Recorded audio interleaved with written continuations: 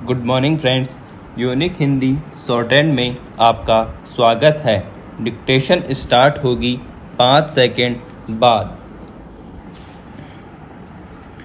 उपाध्यक्ष महोदय, आप अगर यह कहें कि 21 विधायकों ने समर्थन वापस नहीं किया तो हम कहना चाहते हैं कि एक पुराने मामले में सर्वोच्च न्यायालय के उस निर्णय को याद कीजिए जिसमें स्पष्ट है कि जब सरकार के बारे में भ्रम की स्थिति उत्पन्न हो जाए तो सरकार को तुरंत विधानसभा में जाकर भ्रम खत्म कर लेना चाहिए और अपना बहुमत विधानसभा में सिद्ध करना चाहिए।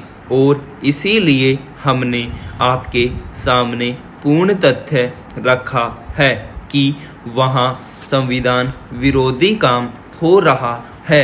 इस संविधान विरोधी काम से लोकतंत्र को एक बहुत बड़ा खतरा है। जनप्रतिनिधियों की आगे क्या स्थिति होगी, इस पर भी आपको गंभीरता से विचार करना होगा। और आज जिस तरह से सरकारी खजाने की लूट हो रही है, सरकार ने आंख मूंदी हुई है, जबकि राज्यपाल जी का काम सरकार को निर्देश देना और गलत कामों को करने से रोकने के लिए प्रयास करना होता है। उन्हें मुख्यमंत्री को बुलाना चाहिए था। हम भी मुख्यमंत्री रह चुके हैं। राज्यपाल को कभी भ्रम होता था तो हमें बुला लेते थे और उनको संतुष्ट करके उनके भ्रम को हम दूर कर देते थे, या उनकी जो सही राय होती थी उसको हम मानते थे। लेकिन आज उत्तर प्रदेश में धन की जो लूट हो रही है और उत्तर प्रदेश पिछड़ रहा है, हमें लगता है कि आज बिहार से भी पीछे आप उत्तर प्रदेश को कर देंगे। माननीय उप प्रधानमंत्री जी, अगर उत्तर प्रदेश बिहार से 2-3 साल बाद पीछे हो जाएगा तो उसकी सारी जिम्मेदारी आपकी होगी, क्योंकि आपकी सहमति के बिना उत्तर प्रदेश की आपकी भारतीय जनता पार्टी में पत्ता भी नहीं हिल सकता। वहाँ पर आप ही सब कुछ हैं। कुछ बातों को लेकर हम आपका आदर करते हैं, इसलिए कोई ऐसी बात नहीं कहना चाहते हैं।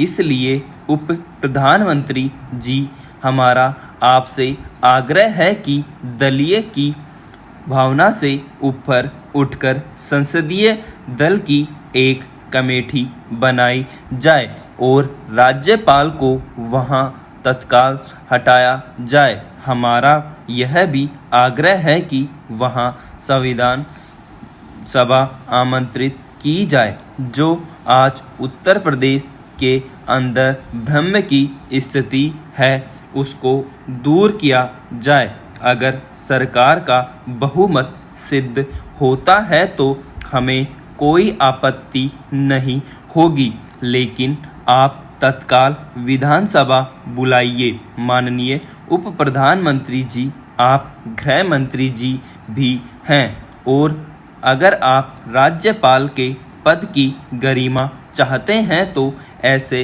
राज्यपाल को तत्काल आप बर्खास्त कीजिए, उनको वापस बुलाइए। उपाध्यक्ष महोदय, इन्हीं शब्दों के साथ मैं अपने भाषण को समाप्त करता हूं। माननीय उपाध्यक्ष जी, न केवल आतंकवाद बल्कि नक्सलवाद और माओवाद ने हमें प्रभावित किया है। मैं जिस राज्य से आता हूँ वह मध्य प्रदेश है और उसमें छत्तीसगढ़ नाम का राज्य बनाया गया है। वहाँ से नेपाल की सीमा से नक्सलवाद चलता है। वह बिहार होते हुए छत्तीसगढ़ में और छत्तीसगढ़ से महाराष्ट्र की सीमा में और आंध्र प्रदेश में एक कॉरिडोर सरीखा बना लिया है। इसने पूरा एक रास्ता बना लिया है और नक्सलवाद चारों तरफ से प्रभावित कर रहा है। पुलिस के कैंपों पर हमले की कार्यवाही कर वहां नागरिकों को मारा जा रहा है। अभी अभी महाराष्ट्र की सीमा पर बालाघाट जिले के आसपास नक्सलवाद की जो घटनाएं घटी है वह भी हमारे लिए चिंता का विषय है। जवान देश की सुरक्षा के लिए सन्नद्ध है। मैं यह मानता हूं कि देश के जवानों ने हमारी सीमाओं की सुरक्षा की है, देश की सुरक्षा की है, लेकिन आज उनका चिंता करना स्वाभाविक है। जिस प्रकार उनकी वेतन विसंगतियां हैं वह हमारे लिए चिंता की बात होनी चाहिए। अभी 2-4 दिन पहले जवानों ने अपने शौर्य पदक लौटा दिए। इन शौर्य पदकों को लौटाने के पीछे का कारण है उनके मन में कहीं न कहीं असंतोष और असुरक्षा की भावना है। मैं चाहूँगा कि सरकार इसकी तरफ ध्यान दे।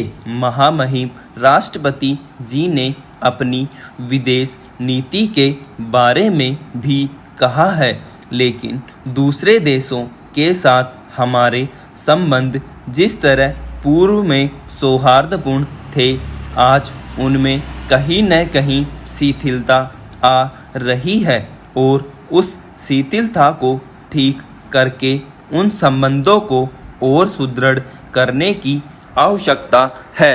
हम इस दृष्टि से इन सभी बातों पर विचार करेंगे।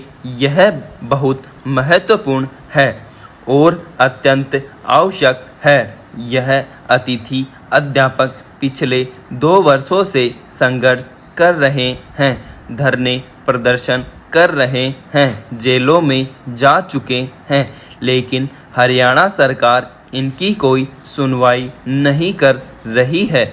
यही स्थिति आंगनवाड़ी कार्यकर्ता और सहायकों की है, जिनसे पूरा एक सरकारी कर्मचारी के तौर पर सरकारी काम लिया जा रहा है, लेकिन न तो इनको नियमित किया जा रहा है और न ही पूरा वेतन दिया जा रहा है। जहां तक पूर्व सैनिकों का संबंध है, कई वर्षों से लगातार वन पेंशन वन रैंक के विषय पर वह भी संघर्ष कर रहे हैं, जिसके बारे में मैंने भी अनेकों बार संसद में यह विषय उठाया है, लेकिन लोकसभा में राज्य मंत्री ने यह आश्वासन दिया था कि वन पेंशन वन रैंक की बात तो हमने स्वीकार कर लिया है और इसको लागू कर दिया है, लेकिन यह झूठा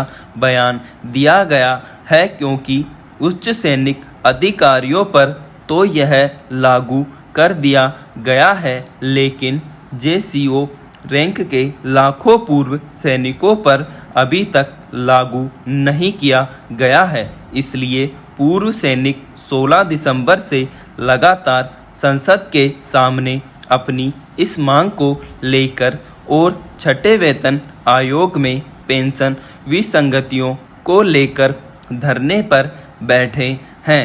इससे ज़्यादा श्रम की बात हमारे लिए और क्या हो सकती है कि जिन सैनिकों ने देश की सेवा के लिए वीरता पुरस्कार हासिल किए, जिन्हें वह अपनी छाती से लगाकर रखते हैं, उन मेडलों को करीब 300 पूर्व सैनिकों ने 9 फरवरी 2009 का प्रदर्शन करके राष्ट्रपति महोदया को वापस लौटा दिए।